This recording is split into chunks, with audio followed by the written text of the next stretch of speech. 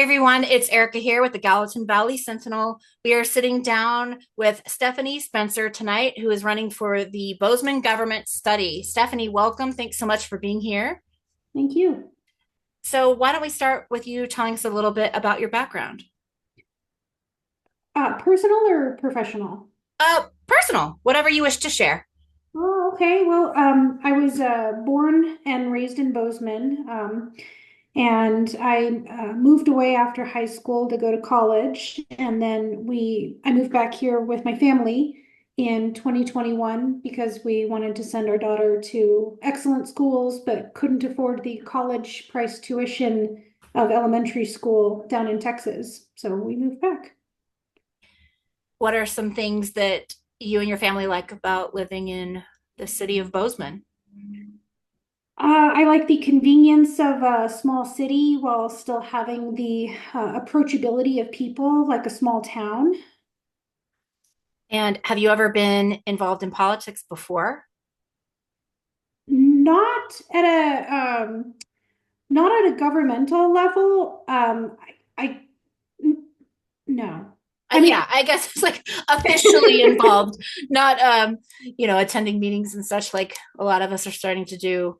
So what would you say has motivated you to run for this study commission?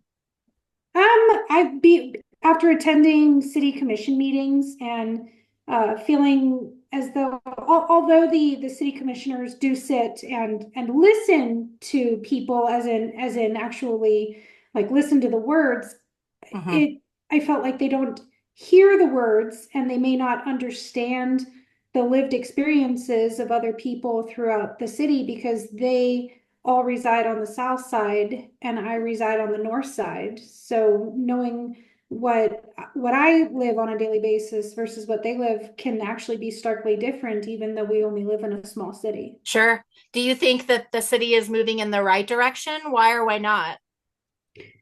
Honestly, I don't.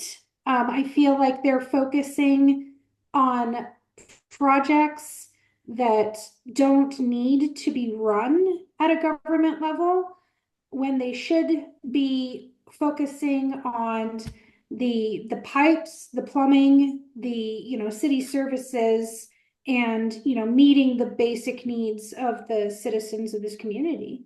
Do you think that the public is really aware of what this study is and can do?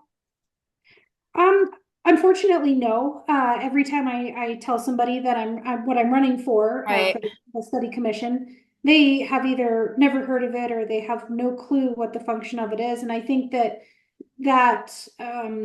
not understanding or not having a knowledge of it is probably stems from the fact that it can only happen once every 10 years if the voters choose for it to happen. Right. And it's been a long time since we've done this, so there's Yes. a lot of new people here. Yeah. um so if you are elected, what are some things that you hope that the collective group will focus on or look into?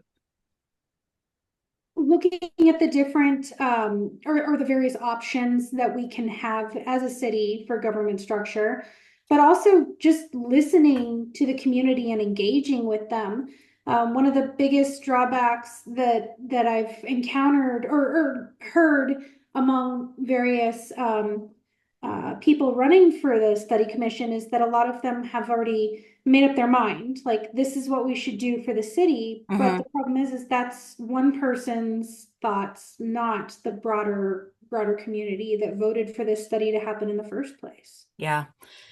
So the study is a 2 year commitment, which is a big commitment and a long time. Why are you willing to dedicate 2 years of your time to something like this?